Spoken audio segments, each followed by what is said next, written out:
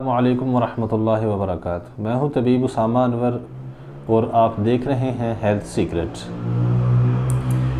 ये कोई मर्ज़ तो नहीं, बिलखुसूस ये कुछ अलामात हैं जिन्हें हम आज जिक्र करेंगे।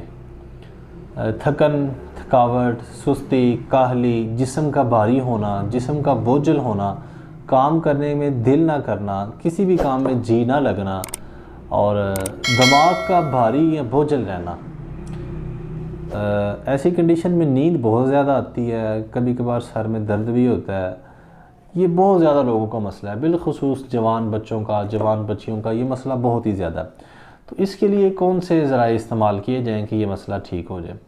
सबसे पहली बात तो ये है कि आप नमाज बाजमात का अहतमाम करें और बिलखुसूस फ़जर की नमाज मस्जिद में पढ़ने के बाद आप कुछ थोड़ा सा चहलकदमी करें, हल्की वॉक करें 10 से 15 मिनट। अगर इससे ज़्यादा कर सकते हैं तो भी बहुत अच्छी बात है। आपको बता देते हैं, इसे घर में तैयार करने के बाद आप इस्तेमाल करें तो इंशाल्लाह ऐसा करने से आपकी थकन, सुस्ती, काहली ख़त्म हो जाएगी। जो आपकी तबीयत मुर्दा मुर्दा रहती है, ये सारी अलामात कंडीशंस आपकी ख़त्म हो जाएंगी।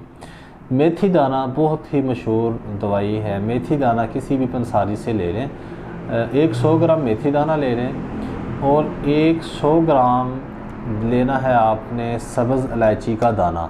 इलायची सब्ज़ आपको मिल जाएगी, इसके दाने निकाल लें। आप फार्मूले को कम भी कर सकते हैं, आप 50 ग्राम बना सकते हैं। ये एक बराबर मिकदार, मैंने एक आइडिया दिया। सब्ज़ इलायची के अंदर जो छोटे छोटे काले रंग के दाने होते हैं, इन दानों को आपस में मिला के पीस लें। अच्छी तरह पीसने के बाद पाउडर को अपने पास महफूज कर लें। एक छोटी चम्मच सुबह दोपहर शाम पानी के साथ खाएं। इंशाल्लाह आपकी तबीयत में सुस्ती, काहली, थकन का एहसास मुकम्मल तौर पे ख़त्म हो जाएगा, बल्कि दिल और दिमाग के अंदर फ़र्क महसूस होगी, तबीयत भी फ्रेश हो जाएगी, काम करने को ख़ुद इंशाल्लाह दिल करेगा आपका, निज़ाम इंहज़ाम भी ठीक हो जाएगा, जिगर के अफ़ाल दुरुस्त हो जाएंगे और इंशाल्लाह आप इसके बहुत ज़्यादा फेयरिंग आएगी।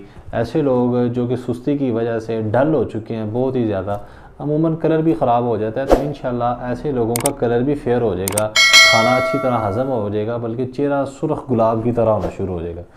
तो हमें अपनी दुआ में याद रखिए। इंशाल्लाह हम नेक्स्ट आपकी खिदमत में एक नए टॉपिक के साथ हाज़िर होंगे। अस्सलाम वालेकुम वरहमतुल्लाहि वबरकातुहू।